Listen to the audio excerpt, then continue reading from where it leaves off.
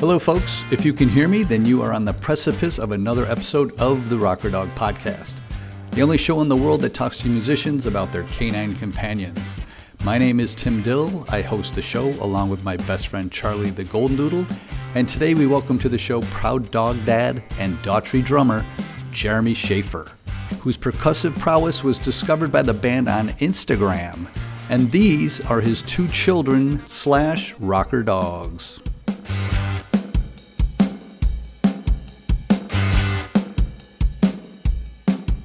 My rocker dogs are Bella Boo and Moose. And what are their ages and breeds?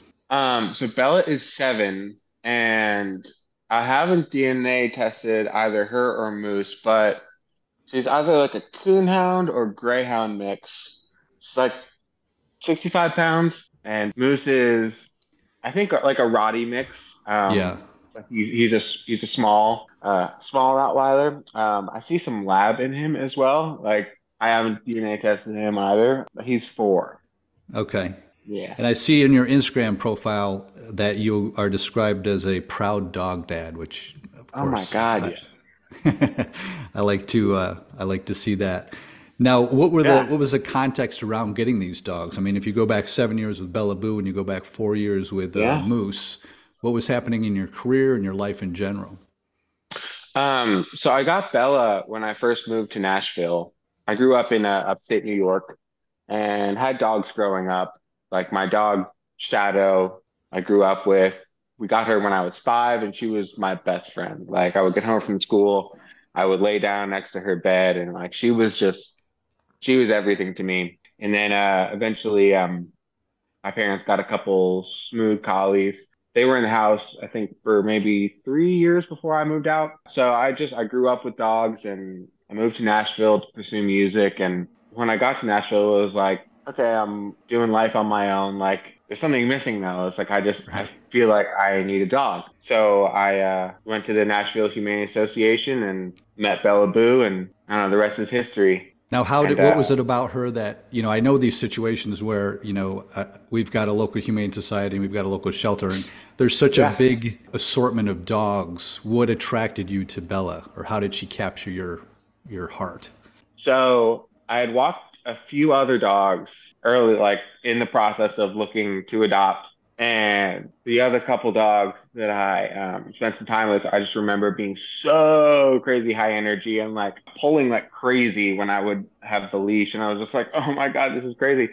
And I remember like bringing this really hyper active dog back into the kennel. And it was like some volunteer or something saw me like just wrestling with this dog to get it back in its kennel. And he was like, hey, this one over here has like a really mild temperament. Like she's really sweet. And that was Bella Boo. And I spent some time with her, and it felt like it was the right thing. And I had a friend of mine officially adopt her for me because I was 20 and you had to be 21. 21 at the time.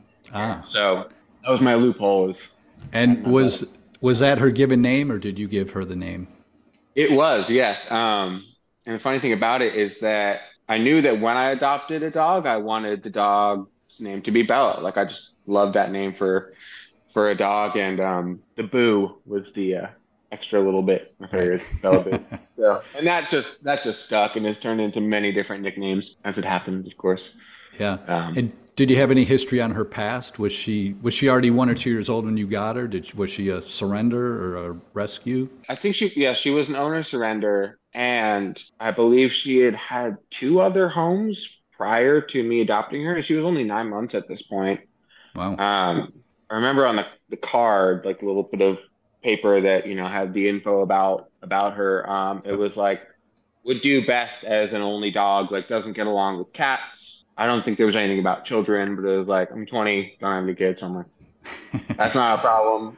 Everything just seemed fine. I was like, I'm just going to have one dog. And I just really felt the connection to her. So it just felt like the right thing. Yeah. So, I mean, I don't know anything about really her past other than just that she had 2 owners. And later I found out that her litter came from Nashville Humane. And so I think she was adopted out from that and then returned, and then I think adopted again and then brought back. That's her bit of background before me.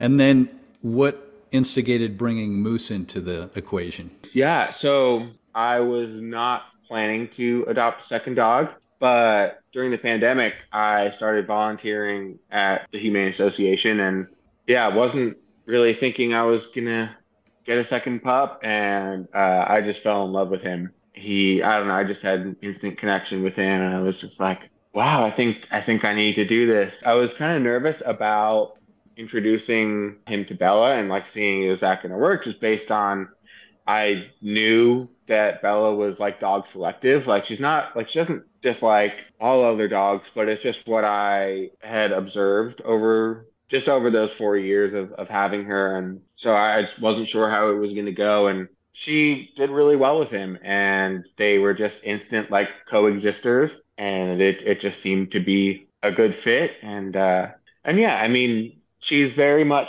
like Bella's very much the alpha, like queen of the house. And so there was a little bit of, I don't know, an adjustment period to like her sharing the attention with another dog Yeah. and, and them getting used to each other. But like, I mean, a few years later, they're like best friends Yeah. and, they have the same play style. Like they just jump all over each other. And I don't know, they're like yin and yang. It's hilarious because she's just such a diva and he's super submissive. Like, I don't know, he's such a sweetheart. They go really well together.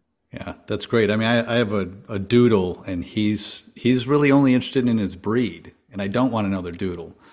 Oh, interesting. But I'm That interested sounds to cool hear more though. about your experience at Nashville Humane Association. How did that come? That was during the pandemic. So was it just you've got Yes. downtime, maybe going stir crazy? How did this come about? Yeah, it was exactly that. I was stuck at the house. Like, I mean, I've been touring up until, March 2020. I was actually in Europe when the travel ban happened, all that. It was just like life was full speed ahead, and then it was just like whoop, stop completely. And our music was one of the last things to come back, like live music, bigger shows. So it was really just like I just need to do something with my time, and so I started volunteering, and it still looked at that point like I'm probably not going to be touring again for like 6 months to a year, and then that just turned into looking for a job, like looking for something to do. So I reached out to them, and they're like, "Yeah, we can bring you on and doing animal care, which is pretty much just everything from like cleaning the kennels in the morning to like adoption counseling, like talking to adopters about the dogs, to just spending time with the dogs during the day. And I really loved the job. It was very rewarding. It's hard work for sure. I learned a lot. I kind of came into it as someone who just loved dogs. Like I didn't, have a lot of knowledge about all the things. So there Hmm. was a lot of learning for sure. But I don't know. I just look back at it as I really enjoyed it, and at times I really missed doing that. And I left the position there when touring came back, and Right. I started traveling and playing music again. And so I'm just really grateful that I was able to have that little period of life to pursue something else that I really love and care about. Because if not for that, I mean, it just would have been music all the time, like just Yeah. that. And so it was cool to experience that.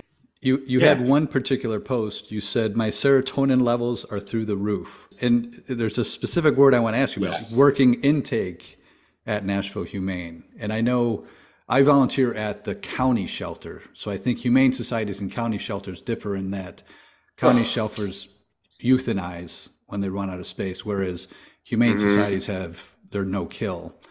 Yes. And working, from what I know, working intake, I just do dog walking, and I know intake is Hmm. working the front desk and taking the surrenders and taking the lost and found. So it seems to me it's very, at least on the shelter end of it, it's very emotional, especially when someone has to bring in a dog that says, I don't want it anymore, for whatever reason may be.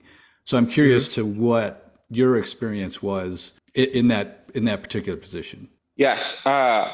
So my position wasn't specifically the intake. Like there were a couple Okay. of people that did that, and that absolutely is a very emotional position. And I mean, in Nashville Humane, it's a no-kill shelter. So they rescue from a lot of shelters like that that are running out of room. So we would regularly, I think like every week get in 10 or 15 new dogs, especially at that point, like everyone was adopting. Yes, So everyone yes. was working from home, everyone was adopting animals. And so there was a really fast turnaround, which was great. So it was what I enjoyed the most about that job was helping people find their dog. Yes, yeah. And so that was one of the positions you would be randomly assigned each day to either back a house, like doing laundry, like washing blankets and dog beds and cleaning, uh, you Clean the know, kennels. food bowls, yeah, yeah, all Yeah, that. And then there were days where you were on the floor, talking to adopters and facilitating the dog walks, facilitating the meet and greets. If a doctor came in and they already had a dog, we would need to make sure that their dog got along with whoever they were trying to adopt. And so learned a lot about behavior and all that. And so there was just a lot of excitement and just experiencing people falling in love with right, their fur baby and being a part of that and almost like matchmaking in a way. right. And I don't know, it's just like you would just walk through the room of kennels and you just see, it's just there's so much love. It's just like so that explains Yeah, yeah, where that was coming from is. And it's just if I had some time to kill and I didn't have any responsibilities, just like go and hang out with a dog, go take a dog for a walk, go yeah. play with a dog. It's like that was work, and um, so yeah, there was just a lot of really great puppy energy. I mean, there were for sure some sad cases while I was working there, and that is a lot, and I can still remember them all, and Yeah, it can get heavier at yeah. times, but for the most part, it was a very very happy, loving environment as That's far as great. all the dogs go. Yeah, That's great to hear. And I want to give you yeah. praise for another post that was you with a pit bull. And the post's message was basically, you don't know pit bulls if you think they're a bad breed or a dangerous Oh yeah, breed. And I'm curious, was that something sure. you learned, or did you kind of know going in that this kind of was a malign breed that is unfairly, given this bad stereotype? I mean, I knew that it was that. I mean, people just make assumptions and generalize, and that. I mean, if you raise a dog and train a dog to be aggressive, then of course they're going to be. And I know that like that's like pit bulls were used for that, generally like pit bulls, Rottweilers, Dobermans, like adopters would come in and we would have some really sweet pitties and they'd be like, oh no, my apartment complex won't let me adopt Yeah, yeah, a pit bull. And it was just a lot of that. And you spend time with these dogs and they're the sweetest pups. Like, I yeah. mean, They're the Moose as best. a Rottweiler, it's like he's an angel. Like he's the sweetest dog I've ever met. And I mean, it has nothing to do with his breed. And yeah, it's just sad to me that people make those generalizations. I mean, I've had talks with friends, people I've known in life that are like, "Oh no, I won't adopt a pit bull," and I'm like, Yeah, "No," or they'll like say something about pit bulls. Oh, they're really aggressive, angry, nasty dogs, and it's just not the case. I mean, there are pit bulls that are aggressive, but it doesn't mean that they all are. yeah. And You can I say that mean, about every breed. exactly, exactly, and yeah, it'll break my heart to see people come in with those assumptions, and I mean, I just kind of had to be like, well, whatever you're comfortable with, It's Yeah, like yeah, yeah. not going to lecture someone about it. It's just like, I don't even know if I've ever met an aggressive pit bull. It's like, and there were a lot that we had in and out of the shelter, and it's like, they're sweethearts. Oh yeah, for sure. I mean, they love being loved. You know. Oh, yeah. Yeah. I will never not adopt a pit bull or a Rottweiler. It's like for any reason. It's just, they're great dogs. Yeah, I agree. I also want to ask you about and I've heard this from a recent guest, but I'm intrigued about the program or starting one where I am. But you had a picture of you and Chris Daughtry with some pups that I think Yes. Nashville Humane brought to the show. But you also Yes. had when you were touring with Kaylee, you Yeah. had four puppies on you, I think in Minnesota.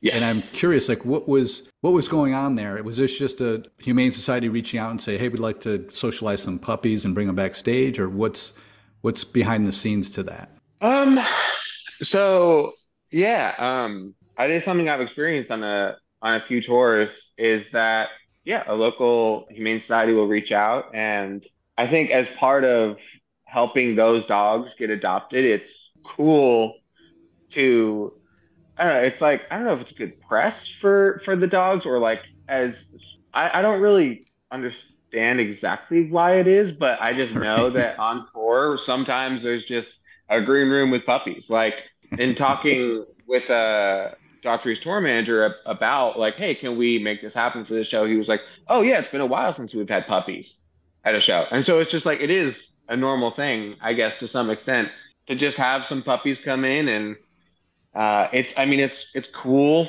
to everyone who's been traveling on the road, and it's just sometimes there's long days and it's hard work and tiring, and everyone misses their families or their pets, and so just having that energy for a day to just be like, take a break from whatever you're doing, and hang out with some puppies, like amazing. And it was so funny actually with those four puppies on top of me. I was just laying on the floor like petting one, and one just like walks up and just places itself and lays down, and then the next one followed, and then the next one did, and I was just like, oh my God, this is incredible. So I didn't invite them, no one put them there. It was just what they did on their own. I don't know, it's just funny how they can tell I when was just going to someone's say, they can yeah tell a what dog they're guy. I yes was oh again on another episode. We were talking. They just have this energy. They have the energy mhm. to know how to feed off someone else's energy, Yes yes. or understand And it, or read it. absolutely. And yeah, I've always kind of had that. Like, I've just met some dogs that will just warm up to me really quick, and the owner is just like, what is going on? Like, this dog is never like this. And Yep. I'm just like, oh, cool. And yeah, I don't know. I've just always had a heart for, oh, hi, girl. Oh, You see it's a coming to little make an appearance. dog? She's like, I Yeah. heard there were cameras. Yeah. She's like, why are you just talking to the screen right now? Hey, girl. Yeah. What about Boo? So, Yeah. digging around your Instagram, there was another great video of you giving props to your drum tech, Kevin, when your in ears went Oh, out yeah. and he was Yes. tapping the metronome for you, which Yeah. made me, in what I do, it's always searching for dog people. I immediately had to click on his account and saw that he's got a dog named Maya, who he describes Hmm. the love of his life. That begs the question, who else in your orbit do you recognize as dog people? Like, for instance, I know Kaylee is Oh. also a big dog person. Yes. Yes. She has a sweet little pup about this big. Her name is Barbara Streisand. And she would bring Tarbs on the road. And so we had Oh, a that's little fun. bus pup, and she did really well. Yeah, I mean, I think all the close friends I have all have dogs. Like, yeah, I mean, I feel like it's something that I can connect with people over. And hey, Moose, come on now, good boy. He's Oh, hanging again. yeah, there he is. Good boy, good boy. He's a little Velcro pup. Those are the Good best. boy. But yeah, I mean, like Chris has a dog. I think like mostly everyone in the band has a dog for sure. I mean, they all have families, and I'm the only single dog dad. So Okay. they're my children. You know, everyone else has kids, but these are my kids. Yeah, well, to your point, you had a post saying, can't wait to get home to my children." And that post was followed Yes. up with a video of the dogs welcoming you as if you just came Yes. back from war. I know. Right, exactly. Oh my gosh, what a moment!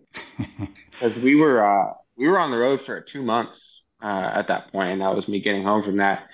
We had about 3 days halfway through the tour where we all went home, and it was a very similar greeting in the same way, but it was just a quick little break and then right back out. And so it wasn't like I didn't really feel like I was able to settle home because it was just like we're still in tour mode, you know. Yeah. So I got to spend some time with them and Who watches your dogs while you're touring? so I've had different dog sitters over the years. In the past, I've had friends, times where I've had roommates. They would be cool about it, but I live alone now, and so this last tour I found someone on Rover, and yeah, I've just had them stay at the house, and there have been a couple times where I haven't been able to find someone, or someone I've been using consistently is unavailable. Hmm.